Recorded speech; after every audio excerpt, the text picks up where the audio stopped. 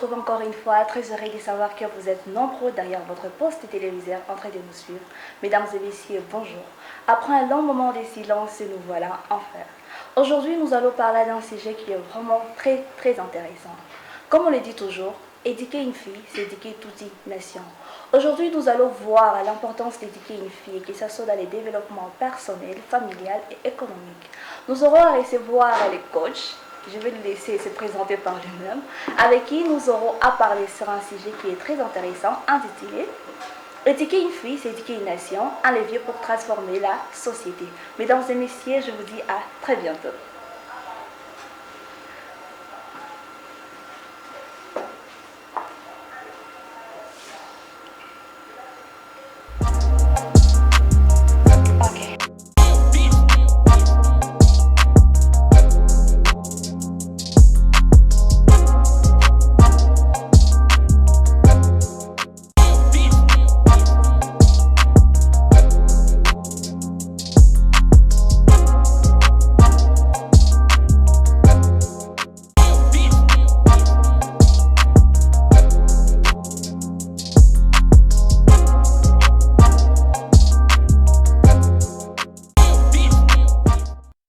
Bonjour, monsieur Héritier.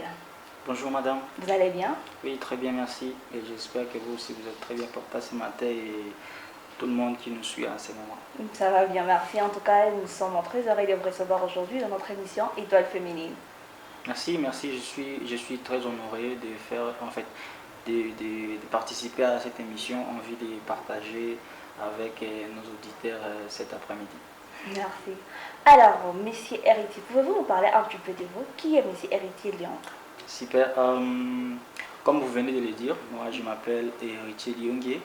Je suis le chargé de la communication digitale au sein de la société de microfinance Mico, mais également je suis un coach en développement personnel, mais également en gestion des conflits ainsi qu'au coaching relationnel. D'accord, merci pour cette belle présentation. Nous allons passer directement au vif. Alors, monsieur Héritier, pourquoi on dit toujours éduquer une fille, c'est éduquer toute une nation? Voilà, ça c'est vraiment une très belle question parce que vous savez, si on rentre encore sur les toits familial, si on rentre encore dans nos foyers respectifs, vous savez très bien que la gestion du foyer ou la mise en place de tout ce qui se passe dans la maison, ce sont nos mamans qui s'occupent de ça, donc c'est la femme. Et du coup, quand vous éduquez la femme, c'est comme si vous éduquiez toute la maison en petite partie, mais également et le pays est constitué de personnes. Donc si vous éduquez la femme, indirectement, vous éduquez toute la maison et, comme dirait, vous essayez d'éduquer directement à la nation entière. D'accord. Et de quel âge peut-on appeler un genre féminin fille? Voilà, comme on le sait tous par une définition claire, c'est que, bon, on sait tous que c'est la personne qui a moins de 18 ans, il n'est pas encore majeur, mais également tout ce qu'on peut appeler jeune, donc la personne qui a moins de 21 ans. Ok. Alors, monsieur Héritier, j'ai une question, j'aimerais savoir. Pourquoi vous avez choisi d'être coach? Y a-t-il une histoire en particulier qui vous a poussé à devenir coach? Développement personnel, vous dire. Exact. Donc c'est ça, comme je vous ai dit, je suis le coach en relationnel, donc en développement personnel. J'ai une plateforme que je produis des conseils sur les relations amoureuses, vous voyez, parce qu'on remarque que déjà, les gens en souffrent ces derniers temps ici, mais également ce qui m'a plus touché, vous savez, j'avais une personne vraiment trop proche de moi et cette personne-là s'est pendue, vous voyez. Donc la personne... Voilà, c'est ça. La personne s'est pendue du genre qu'elle n'avait pas une personne de très proche à qui se confier, vous voyez. Parce que, comme on le sait tous, nous vivons, notre vie, c'est comme si vous versez de l'eau dans un gobelet. Plus l'eau augmente, plus il va arriver à un moment où... il n'y aura plus de place, vous voyez. La personne avait accumulé beaucoup de choses dans son cœur, dans ses pensées, et du coup, il n'y avait pas une personne à qui se confier, à qui parler, et du coup, la personne s'est pendue. Et depuis ce jour-là, je me suis décidé que je ne laisserai aucune personne vivre encore tout ce que cette personne qui a été très proche de moi, vraiment, qu'on partageait, on était vraiment trop proche, elle est arrivée à faire ça et du coup je me suis décidé, j'ai dit il faut que je dois être là pour écouter tout le monde qui a besoin de discuter, vous voyez, qui a besoin de partager ses idées pour que son gobelet ne puisse pas être rempli des idées fausses et quoi que ce soit. La raison pour laquelle je me suis lassé vraiment dans ces séances de coaching, dans ces séances d'orientation, dans ces séances de partage d'avis avec tout le monde que je vois qu'il a besoin de partager quoi que ce soit. Donc c'est que ça en gros. C'est vraiment important. Et quelle a été la raison pour laquelle c'est une dame? Oui, c'est... Ça concernait les relations amoureuses, je sais pas. Oui, c'est sûr, parce que là, en grande partie, parce que après sa mort, on a essayé de regarder son journal intime. Vous voyez, tout le jour, il y avait, vous voyez, parce que une certaine gestion de l'amour, vous voyez, ce qu'on appelle communément gourmet. Donc, elle n'a pas su comment contenir, comment maîtriser ses émotions. Et elle est partie à ça. Donc, c'est pour dire qu'elle a perdu la vie suite à une relation amoureuse qui a été très mal partie et qui a conduit à sa mort. C'est vraiment triste. Et pensez-vous que les parents devraient chaque fois parler de ce genre de choses avec leurs enfants, par exemple concernant les relations amoureuses? Ici en Afrique, comme on le sait, il y a d'autres parents qui ne parlent pas avec leurs enfants concernant les relations amoureuses parce qu'ils se disent que c'est un sujet tabou. Mais en grandissant, malheureusement, les sujets tabous, on y fait face en fait. Que pensez-vous de cela? Comme je l'ai toujours dit, vous voyez, maintenant là, nous vivons en Afrique, bien sûr, nous avons un peu quelques sujets qui sont tabous au niveau de nos différentes familles. Et du coup, il y a certains sujets qui sont considérés comme si on ne peut pas toucher. Mais moi, je suis plus du côté où que n'importe quel sujet, vous devez entamer ça avec votre fille, avec votre personne qui est proche. C'est dans l'optique où la personne ne puisse pas emmagasiner beaucoup d'idées sur lui, parce que comme on le sait tous, parce que demain après-demain, la jeune fille elle va devenir maman. Et si vous ne l'avez pas suffisamment outillé d'informations, donc on donne que ce qu'on a, et du coup, elle ne va pas transmettre de très bonnes informations à cette fille. Du coup, ce que moi j'encourage, c'est que nos mamans, nos papas, dans nos différentes familles, il ne faut pas qu'on puisse avoir des sujets tabous au niveau de nos familles. Il faut qu'on puisse parler de tout et de rien, concernant les relations amoureuses, parce que c'est inévitable, vous voyez. Maintenant, c'est inévitable. Donc, on est censé de tout discuter en famille, sans pourtant avoir des sujets tabous. Alors, comment convaincre un parent africain, de parler des relations amoureuses avec ses enfants? Comment tu peux convaincre un parent africain? Voilà, c'est simple. Parce déjà, que, étant toute petite, on entendait que l'amitié entre filles et garçons, ça n'existait pas. Déjà, ça, c'est un obstacle. Pourtant, agrandissant, tu auras des amis garçons. Déjà, ça, c'est un obstacle. Alors, comment convaincre un parent africain comme quoi c'est important de parler avec ton enfant concernant les relations amoureuses, parce qu'après, elle va y faire face. Et quand elle va y faire face, elle ne sait pas comment elle peut gérer ses émotions. Et comme malheureusement, il y a des conséquences, comme la dame paie à son âme. Exact. Alors, comment convaincre nos parents africains? C'est qui est grand challenge. Oui. Ce que moi, je dirais à tous les parents africains, à tous les parents congolais, est que, vous savez, on a toujours dit une bataille qui a été très bien préparée avec, c'est facile de vaincre ça, vous voyez. Et du coup, on sait tous que nos filles vont se confronter, vont vivre une relation amoureuse. Voilà, parce que, vouloir ou pas, elle aura quelqu'un avec qui ils vont se côtoyer. Jusqu'à parce que j'essaie d'abord, voilà, revenons même à ça. On sait tous que quand on met au monde une fille, on sait que demain après-demain, elle va se marier. Voilà, c'est vraiment. Et pour se marier, on commence par une relation amoureuse. Que ça va réussir ou pas. Si ça réussit, là, ça peut arriver le mariage. Mais si ça ne réussit pas, donc il faut qu'elle puisse être préparée à vaincre tout ça. Et du coup, la maman, à la famille, nous sommes obligés à former nos filles, à discuter avec elles en ce qui concerne les relations amoureuses.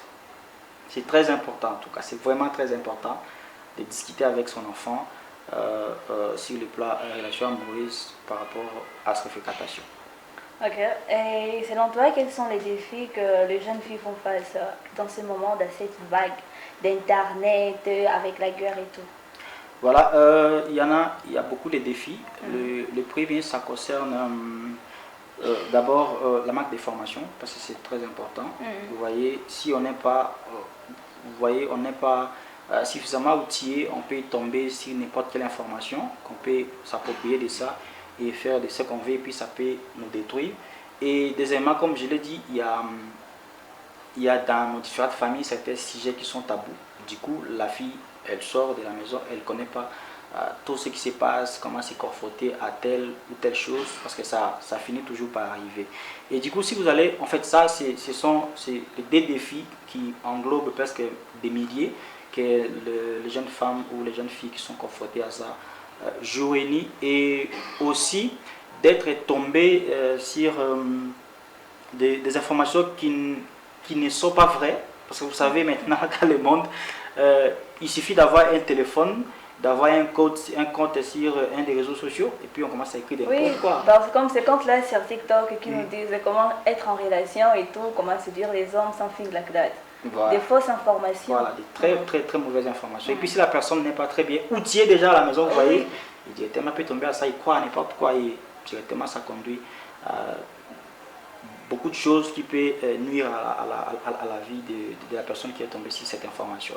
Et comment peut-on y faire face? J'ai entendu que TikTok des Chine est différent des TikTok de toute l'Afrique en fait. Est-ce que c'est vrai? Voilà, oui, ça c'est... Et comment nous on peut y faire face avec ce qui se passe sur TikTok et surtout dans notre vie, de nous savons tous. Quand c'est vraiment difficile, je pense. Oui. Est-ce que c'est possible? Oui, c'est vraiment possible parce que vous savez, ailleurs, on a instauré des systèmes de filtres de données parce que ce ne sont pas n'importe quelle donnée qui peut circuler sur Internet. Sauf que chez nous ici, ça vient, bon, on va y arriver, mais c'est encore devenu, ça vient encore, mais tout ce qu'on va dire pour les personnes qui fréquentent des réseaux sociaux, c'est vraiment être prudent, parce que toute l'information, ce ne sont pas les informations à prendre, parce que ce qui est bon, vous prenez, ce qui ne vous va pas, vous laissez, vous voyez. Donc, vous ne devez pas être quelqu'un qui prend tout. Donc, très bien cibler ces informations et choisir ce qui est bien pour soi, et continuer avec, en fait, laisser passer ce qui est mauvais. Donc c'est vraiment ça. La raison pour laquelle on dit ailleurs, c'est pas toutes les informations qui circulent, tandis que chez nous ici, on a flambé d'informations. Donc il faut choisir les biens et laisser les mauvais. Est-ce que l'éducation des jeunes filles, est-ce que l'éducation se trouve seulement à l'école? Non, je ne dirais pas ça, parce que vous savez, maintenant là, il y a plusieurs canaux où on est éduqué. Le premier canal, c'est au niveau de la maison, la raison pour laquelle j'avais vraiment insisté qu'il ne faut pas que dans nos différentes maisons, qu'on puisse avoir des sujets tabous, vous voyez, il faut discuter tout et tout aux enfants, mais également en dehors de la maison, qui est même la base, on a aussi l'école, parce que là, on nous enseigne, donc il y a plusieurs cours qui nous parlent aussi de la vie, et en dehors de l'école, il y a aussi l'église, parce que là-bas aussi, on est vraiment formé. Mais en dehors de ça aussi, il y a la rue. Oui, c'est là aussi, il y a une éducation. Là où il faut maintenant avoir des filtres, comme j'ai dit. Prendre ce qui est bon, laisser ce qui est mauvais. Et en dehors, parce que ça concerne toujours la rue, en dehors des trois que j'ai cités, il y a aussi les réseaux sociaux, il y a l'Internet. Vous voyez. Donc, on n'a pas besoin seulement, en fait, ce n'est pas suffisant seulement d'aller à l'école pour être bien éduqué. Il faut combiner les différents canaux pour qu'on puisse avoir une éducation très forte et solide. D'accord. Revenons seulement concernant l'éducation de la maison. Vous savez qu'il y a d'autres parents qui sont très autoritaires. Ça, c'est sûr. On a la garçon du quartier. Alors, imagine ce genre de parents. Déjà, il y a des parents en Itaka, des parents belges au quartier. C'est vieux wana à belge, d'accord. Pour ce genre de parents, tu penses vraiment que Batoto Batoko apte qu'on a bangélé chaque concernant la relation amoureuse? Oui, parce que là, vous voyez, comme j'ai dit... Ce que je veux dire en fait, quel conseil pouvez-vous donner aux parents? Oui, aux parents, oui. Parce que leur comportement pousse que leurs enfants n'allaient pas frais en fait. Voilà, créer un frère pour qu'ils ne puissent pas s'exprimer. Oui, ce que moi je vais dire à chaque parent, c'est cultiver cet amour-là, paternel ou maternel, vous voyez. Parce que plus on aime son enfant, plus on n'impose pas trop de barrières en son enfant. Et cela va faciliter à ce que l'enfant puisse s'exprimer librement envers son parent. D'autres parents te diront qu'ils sont comme ça pour leur protéger. Non, en fait, parce que vous voyez, s'ils sont trop durs, l'enfant ne peut pas venir parler de tout et de rien. Et du coup, l'enfant s'enferme, il ramasse n'importe quelle information à la rue ou quoi que ce soit, et puis il part. Voilà, ça c'est déjà une confidence, vous voyez, je vais vous dire ça. Si vous remarquez très bien, ce sont ces filles-là que leurs parents sont vraiment catégoriques, vous voyez. Et si elle prend seulement moindre coin, et puis elle part, c'est fini. Elle s'abîme, vous voyez. Donc du coup, les parents sont vraiment... en fait, c'est un appel que j'ai fait à tous les parents. C'est vraiment cultiver cet amour-là. En fait, il ne faut pas être trop dur envers nos enfants à la maison. Il faut vraiment être leurs amis. Parce que l'enfant n'est pas censé avoir des meilleurs amis à l'extérieur de la maison. Vous voyez, ça, son meilleur ami doit être sa maman ou son papa. Vous voyez. Donc si déjà... les parents ne créent pas cette barrière. Je crois que la jeune fille ou les enfants peuvent s'exprimer librement et calmement sans peur ni doute. Parce que l'enfant sait que si j'ai tel ou tel souci, si j'ai tel ou tel problème avec qui que ce soit, je sais où trouver les solutions. Et normalement, les solutions doivent être à la maison d'abord. De sortir. Ça c'est vrai, mais comme on dit toujours, on donne ce qu'on a. Il y a d'autres parents qui, eux aussi, leurs parents étaient très durs avec eux. Mais combien, si à notre époque, pourquoi c'était difficile. Donc, nous, étant que jeunes, qu'est-ce qu'on peut faire pour nos petites sœurs? Oui. Parce que, comme vous venez de le dire, il y a des jeunes filles, d'accord, et elles grandissent. Arrivées à l'école secondaire ou à l'université, elles se trouvent un copain. Elles ont des sentiments, elles pensent que c'est ça l'amour. Ensuite, c'est gourmand, cash. Et par là, elles ne savent pas comment s'éduquer sur les émotions, ce qui est très important. Qu'est-ce que nous, en tant que jeunes, pouvons-nous faire pour aider ces jeunes filles?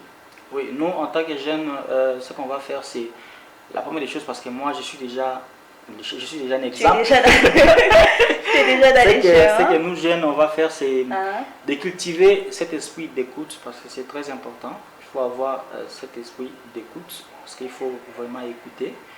Et puis, il faut cultiver, parce que je sais que bon, c'est pas toujours facile de faire confiance, mais faire au moins confiance. Vous voyez. Si vous avez n'importe quel problème qui vous surpasse, c'est avoir de l'écoute, faire au moins confiance à une personne que vous allez vous exprimer. Et c'est sûr que cette personne-là a vécu telle ou telle chose qui est un peu identique. La personne peut te dire ce qu'il avait fait. Parce qu'on sait toujours, parce que vous savez, moi j'ai toujours travaillé dans ce qu'on appelle le théorème fondamental d'algèbre.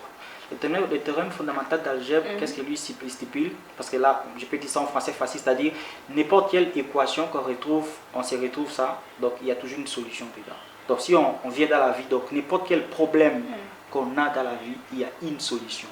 Donc si on n'a pas trouvé, c'est qu'on n'a pas bien cherché. Donc, s'y mettre, faire confiance à quelqu'un et avoir l'écoute, vous voyez que les problèmes vont passer. Mais également, ce que vous avez fait et que ça a marché, il ne faut pas s'enfermer avec ça. Il faut partager avec les autres. C'est exactement ce que moi je fais. Vous voyez ici les réseaux TikTok maintenant, là, j'ai fait des storytelling, j'ai fait des histoires. Vous sauvez des vies. Voilà. Non, c'est bien, c'est encourageant, sincèrement. C'est très important. C'est très important. Donc, je partage des histoires et puis il y a des leçons à la fin.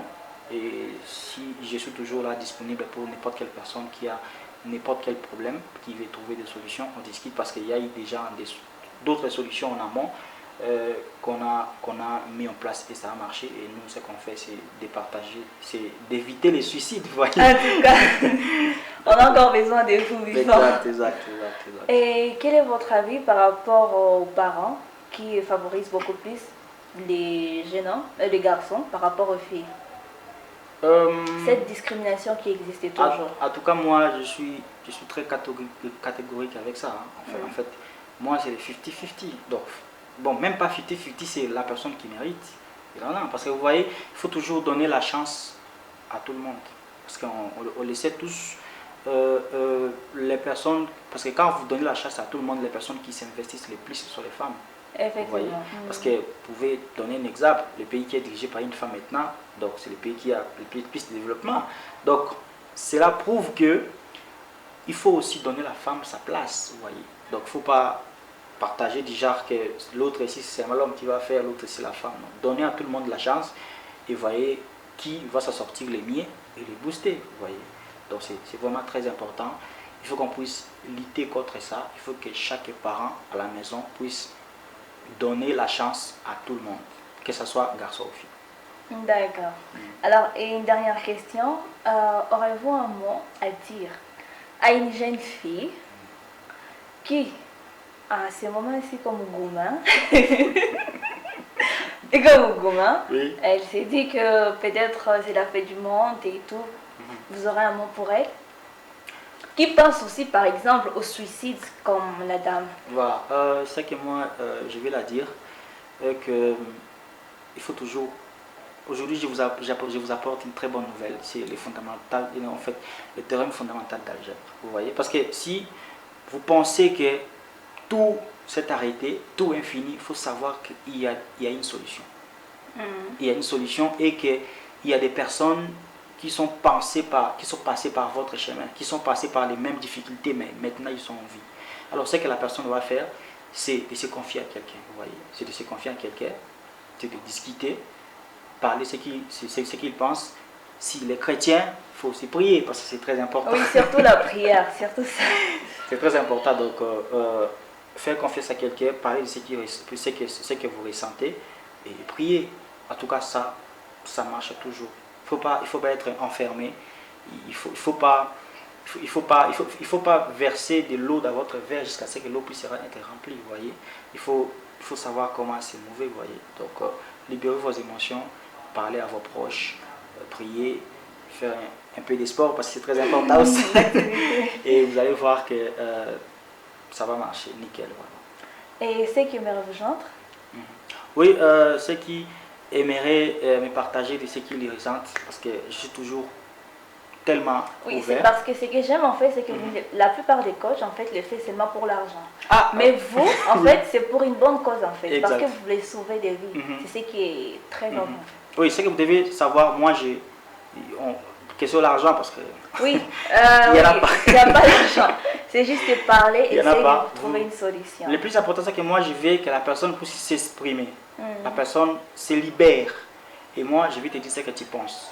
En fait, il y a... je suis sur les réseaux TikTok, c'est Héritier Lyongue. Donc, le compte, c'est Héritier Lyongue, mais le nom qui est là, c'est Héritier pour toi. Donc, Héritier pour toi. Héritier pour toi. Donc, Héritier est là pour toi. Exprime-toi, parle tout ce que tu ressens. Et il y a toujours une solution, il y a toujours une issue qu'on va trouver. C'est ma TikTok? Oui, sur TikTok, je suis sur TikTok, mais également pour tout le monde qui veut m'appeler par WhatsApp. Je suis aussi sur WhatsApp, mais également sur les appels normaux. C'est plus 243 97 62 68 395. Donc le téléphone est toujours vraiment ouvert et sur les réseaux, je réponds toujours à tout le monde. Sa discrimination. C'est très important, sa discrimination. Et à n'importe quelle heure. Quel est le contact, moi, je réponds. Et merci beaucoup en tout cas pour ce que vous êtes en train de faire pour la jeunesse et pour les aider parce qu'il y a des gourmets là. Non, nous on a les vaccins contre les gourmets. En tout cas, les vaccins contre les gourmets. Exactement. Donc franchement, je vous félicite et je vous encourage pour votre élite. Merci. Et continuez à sauver des vies et que Dieu vous précède. On va alors, un dernier mot. Et ce sera tout le temps déjà à la fin de notre émission. Merci beaucoup. Je crois que ça ne sera pas la dernière fois parce qu'il faut qu'on puisse passer de temps en temps partager tout ce qu'on fait de notre mieux. Parce que ça, je remercie à tout le monde qui ont pris ce temps de nous suivre dans les différentes maisons pour les temps qu'ils ont accordé. Ça, c'est très important. Mais également, un conseil que je donne à tous les parents, ne soyez pas des parents autoritaires. Il faut toujours être là pour vos enfants il ne faut pas créer des barrières entre vos enfants. Laissez vos enfants s'exprimer parce que le dehors est très dangereux. En tout cas, le dehors est risqué. Soyez vraiment le meilleur ami de votre enfant. Laissez-lui s'exprimer et tout ira mieux. Donc, je suis disponible pour tout le monde qui veut contacter Autant Contact, parler de tout ce que vous ressentez. Je suis toujours là et puis je réponds à tout le monde. Merci en tout cas d'avoir répondu présent dans notre émission et j'espère vous recevoir encore très bientôt. Exact, merci beaucoup. Merci. Mesdames et messieurs, nous sommes à la fin de notre émission Étoile Féminine. Je vous dis à très bientôt avec un nouveau invité surprise.